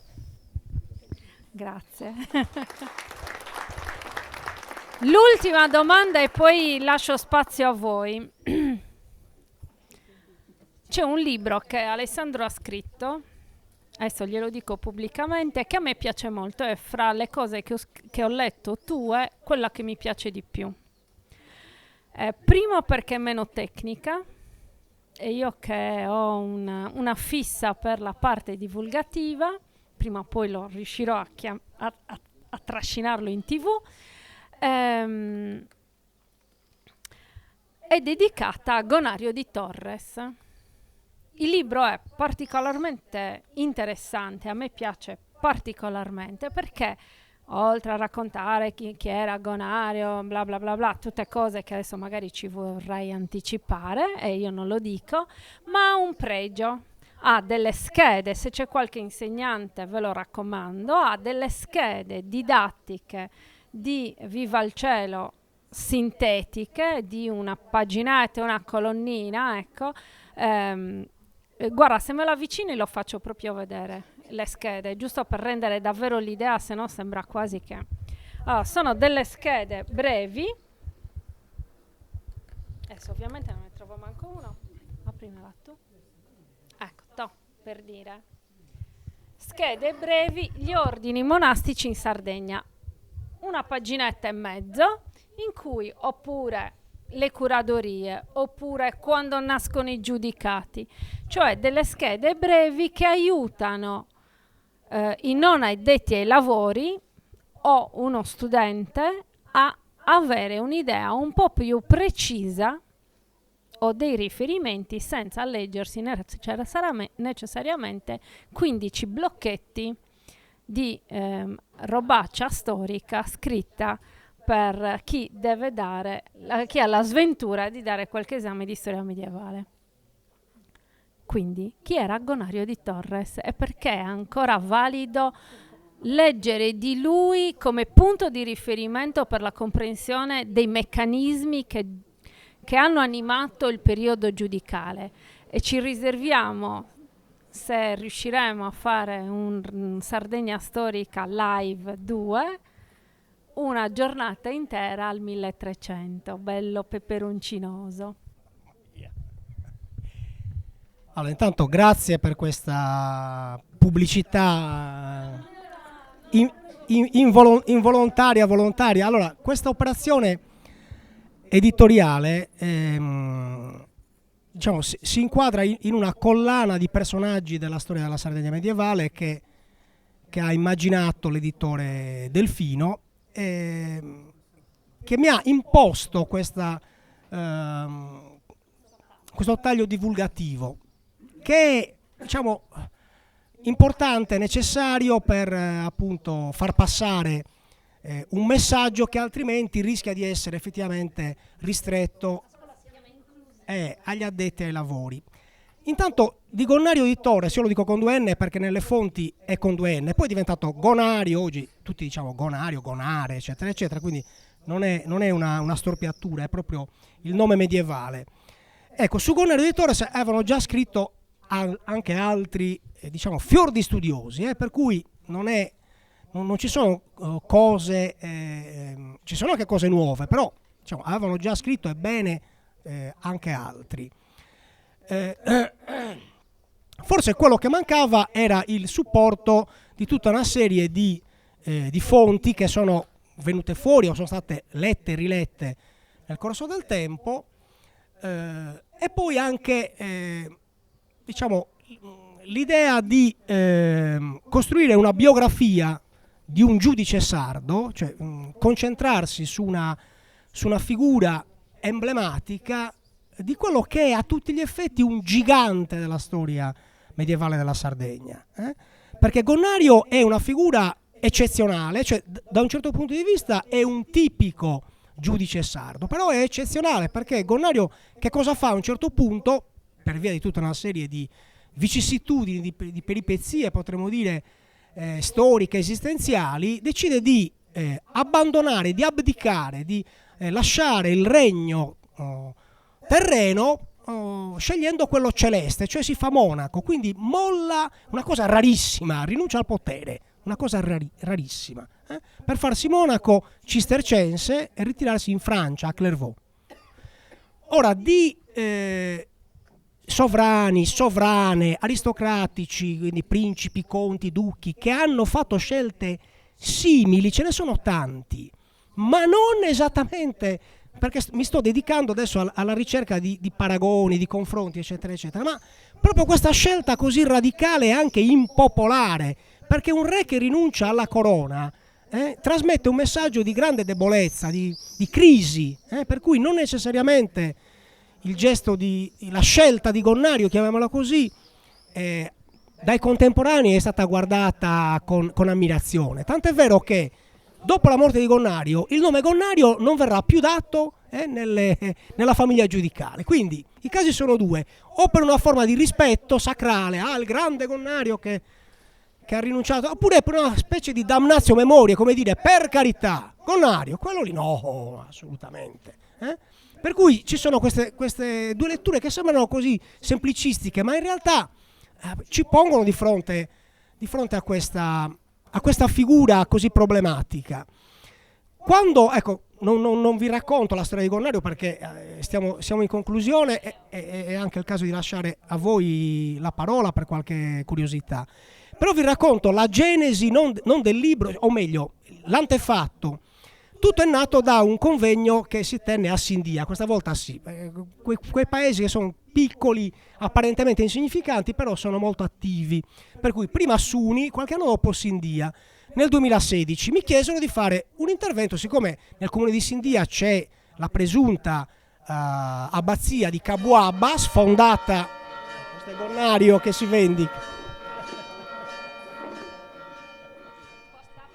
Allora, nel comune di Sindia ci sono i resti della presunta abbazia di Cabuabba sfondata da Gonnario di Torres, appunto, per cui nel 2016 venne organizzato un convegno con tanti studiosi dell'Università di Sassari, di Cagliari, insomma un grande convegno organizzato dal professor Mastino, che allora era rettore, Attilio Mastino, e mi chiesero di fare un intervento su Gonnario. E allora, siccome Gonnario ha avuto anche l'avventura di essere beatificato, allora io avevo intitolato il mio intervento Gonnario di Torres, un re santo, perché appunto un re era un giudice o re è la stessa cosa nel periodo giudicale, sono titoli che si equivalgono, quindi Gonnario di Torres, un re santo, perfetto. Preparo la relazione, insomma raccolgo tutti gli elementi per costruire l'intervento e poi faccio l'intervento a Sindia. Ma nel momento in cui poi raccolgo tutti gli elementi e si arriva alla fase successiva, cioè la pubblicazione degli atti del convegno, mi rendo conto che da quello che avevo studiato, acquisito, confrontato, su cui avevo meditato a lungo, dimostravano in modo inequivocabile che Gonnario non era santo, perlomeno non fu mai santo nel Medioevo, ma lo divenne in un contesto totalmente estraneo alla Sardegna, cioè in ambito cistercense nel 600, cioè in piena età moderna, va bene? E allora ho cambiato il titolo in Gonnario di Torres, un re santo, col punto di domanda, perché mi riservavo di approfondire ulteriormente la questione.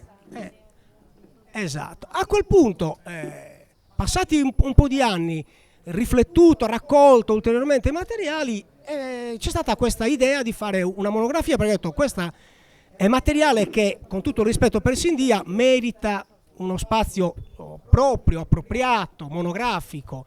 E allora ho detto, santo lo è diventato nel 600, non c'è mai stato un San Gonnario venerato in Sardegna, perché anche a Orani e Sarule si venera Nostra Signora de Monte Gonare, ma è un santuario mariano, è una devozione per la Madonna, non per Gonnario. San Gonnario non è mai esistito. Allora ho detto, perfetto, dobbiamo trovare una soluzione. Allora, non è un re santo col punto interrogativo, ma è un re sardo.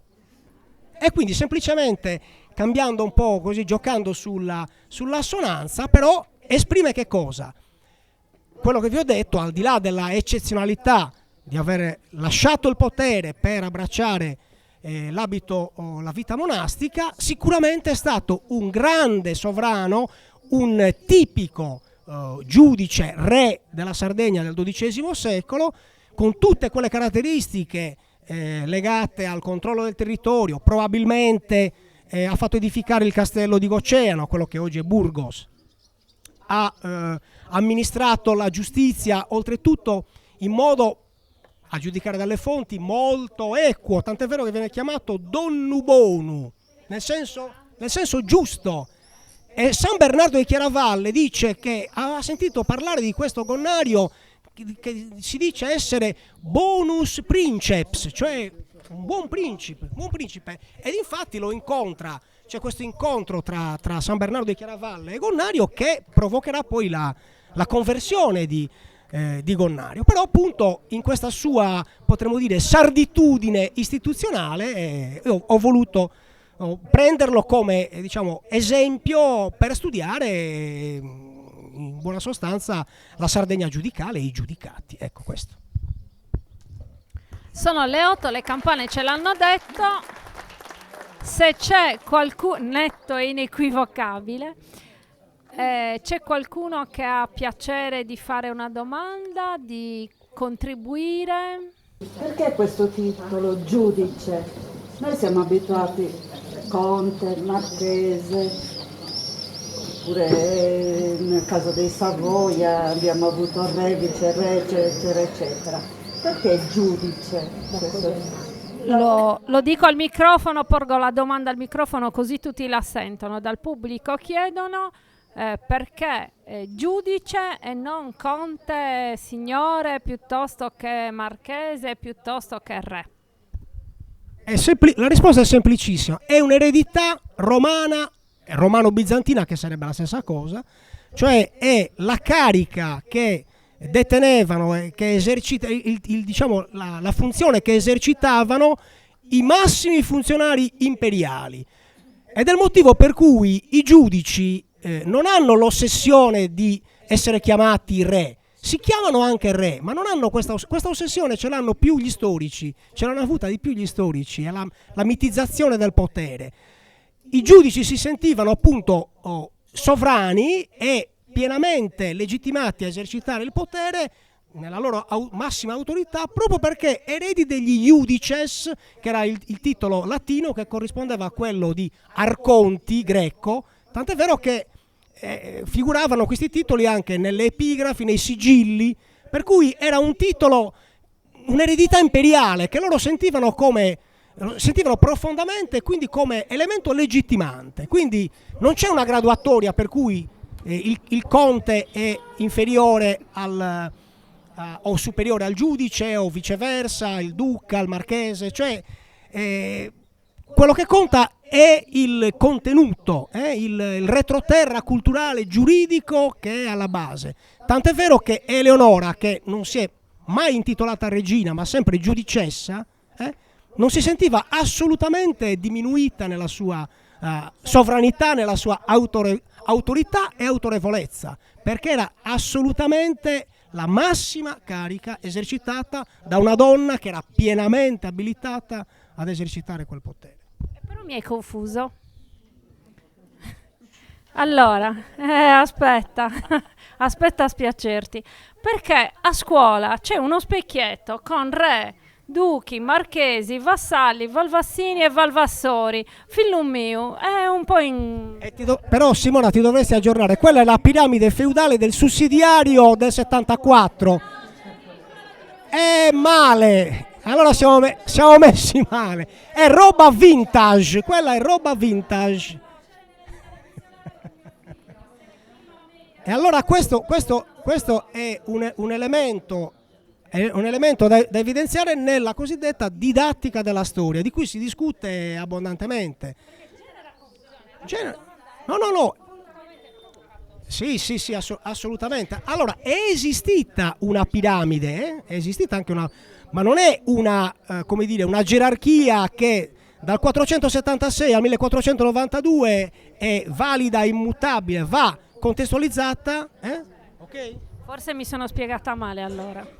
Questa piramide c'è nel feudalesimo europeo, cioè nel medioevo europeo, un po' meno, così ce l'avevano raccontata. E io lì ti voglio provocare perché voglio arrivare a una risposta. Ve l'hanno raccontata male. Allora, il feudalesimo è lo stesso una invenzione. Sono esistiti i feudi, sono esistiti le investiture feudali, sono esistiti i rapporti vassallatico-beneficiari, per cui il re o imperatore dava un beneficio, un feudo a un vassallo, va bene? Poi cosa succedeva? Che il vassallo, che da una posizione di inferiorità acquisiva potere, a sua volta poteva avere dei clientes, cioè degli altri vassalli, che erano dei vassalli minori. Cosa succede? Che a un certo punto questa proliferazione di investiture e questo replicare dei rapporti genera effettivamente una sorta di piramide, al punto che l'imperatore Corrado II il Salico nel 1037 emana il famoso Edictum de Beneficiis, la Constitutio de Feudis, che hai studiato ugualmente a scuola, che serviva a regolare la questione della ereditarietà e dei diritti dei cosiddetti vassalli minori. Perché? Perché c'era una prevaricazione da parte dei grandi vassalli dei grandi del regno, cioè dei vescovi, dei conti, e ancora di più di quelli del sovrano e dell'imperatore. Quindi è esistita certamente una proliferazione, quindi una riproduzione di questi rapporti vassallatico-beneficiari, ma non è che ci fosse rigidamente per cui dall'imperatore si arrivava al cosiddetto servo della gleba. Tanto era questa, no? Re, duchi. I duchi, i conti e i marchesi erano ufficiali regi, ufficiali pubblici. Il vassallo era legato al signore da un rapporto di fedeltà personale. Quella dei duchi, dei marchesi e dei conti era una fedeltà pubblica, esattamente come quella odierna, per cui uno giura, vero, di fronte, davanti al presidente, no, di essere un fedele servitore dello Stato, quindi giura fedeltà alla Costituzione, evidentemente. Poi invece c'è chi giura una fedeltà personale, magari fa questo giuramento in privato, e quindi potremmo dire che esistono ancora dei rapporti vassalatico-beneficiari, però sono illegali. C'è un dettaglio. Qualche altra domanda? Ciao a tutti. Ciao, come andiamo? Sta bene. No, provo ad agganciarmi a quest'ultimo aspetto, provando così a portare un contributo che non è quello dello storico, che non sono, né del medievista, che non sono, ma del semiologo, del semiotico della cultura. E io credo, e che dunque si occupa un po' della coscienza che noi abbiamo del passato anche a partire dal presente. E la prima cosa che direi è che credo sia anche l'elemento che mette in difficoltà chi ascolta e chi non studia queste cose, chi ascolta e che non studia queste cose, è che noi utilizziamo questi termini delle strutture del potere della Sardegna medievale in italiano, che è sbagliato. Perché chiaramente se noi diciamo giudice, nella nostra mente, nella nostra esperienza vissuta, risuona un'omologazione con delle figure che conosciamo. E dunque uno non sa dove mettere queste figure in una gerarchia, per quanto poi i colleghi storici ci spieghino che sia mobile, che sia disputabile, sia intricatissima, però noi ci immaginiamo una gerarchia. E dove mettiamo il giudice oggi nella gerarchia? Sicuramente non a livello del re, non a livello del capo dello Stato, del Presidente della Repubblica. Allora, dovremmo smettere di dire giudice. Perché quando diciamo zar, perché sappiamo che in quella cultura specifica c'era al vertice del potere lo zar. E non cambiamo il termine. Perché quelli che si chiamavano iudices o giuighi, dobbiamo cambiargli il termine? Ne abbiamo già due, perché chiaramente c'è un problema di omogeneità linguistica e appunto questo si può dibattere, però già se lo diciamo in sardo questo ci fa scattare una diversa considerazione, che ci apre ad un'altra questione che riguarda il posizionamento appunto gerarchico, e non soltanto all'origine, che stava dicendo bene Alessandro Soddu, ha le sue radici, e queste radici probabilmente, questa memoria, c'è anche una volontà di richiamare una specifica storia, una specifica autorità, uno specifico peso. Ma ci sono degli elementi che stanno dentro i testi, che sono molto indicativi, chiaramente non sono risolutivi, perché guardate, quando si fa divulgazione si semplifica, quando si fa la ricerca chiaramente ci si mettono un sacco di dubbi e sembra che niente sia mai certo o definitivo. Però nei testi, e li ha raccolti molto bene proprio Alessandro Soddu di recente in un suo volume, è interessante vedere che chi comanda si chiama iudice, la moglie si chiama reina, il figlio si chiama re. Perché chi è più in alto nel potere non usa re e usa iudice? Evidentemente perché conta di più. È di più.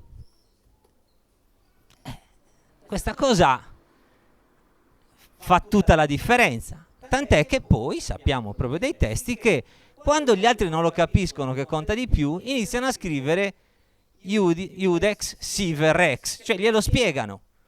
Cioè, siccome non lo sai che da noi su giuigi, su iuige è di più, è quello che sta sopra e ti potresti confondere, allora te lo traduco.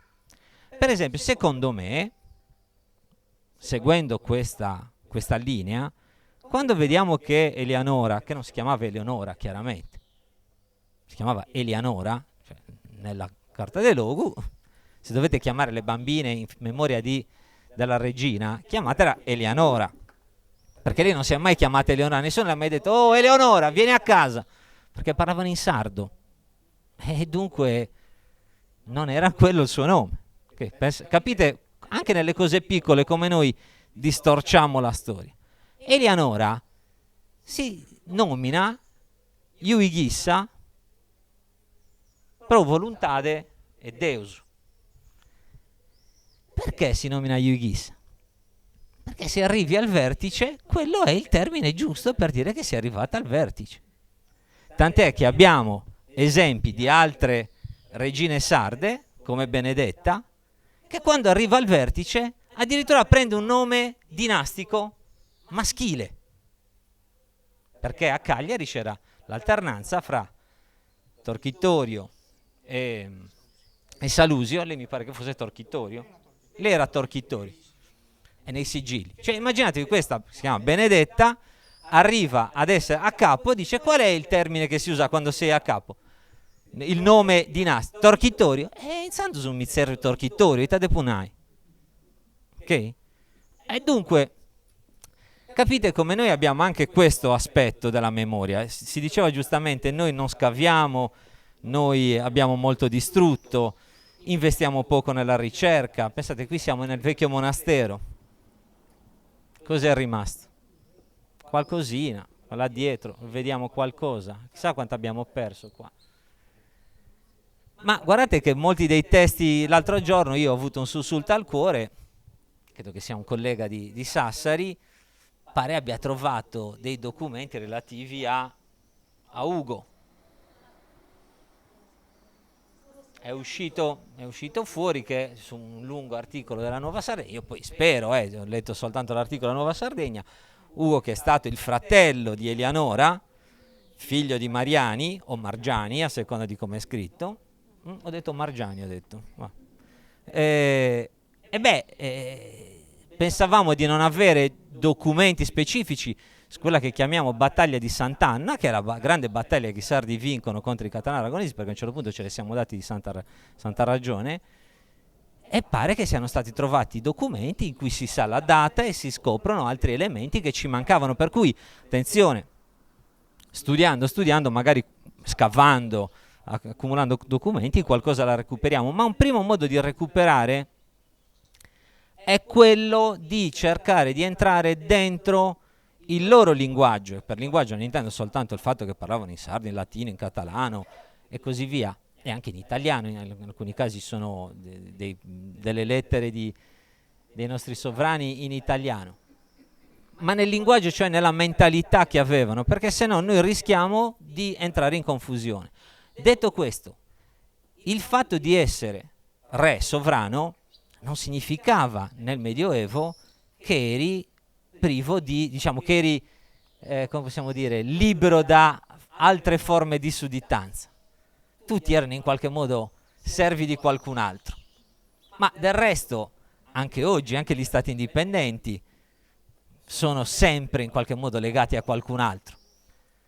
Pensate, il PNRR si sta facendo con i soldi dell'Europa, i debiti che si contraggono con la banca centrale, le alleanze fra gli stati, per la difesa c'è la NATO, cioè si è sempre in una situazione cosiddetta multilivello.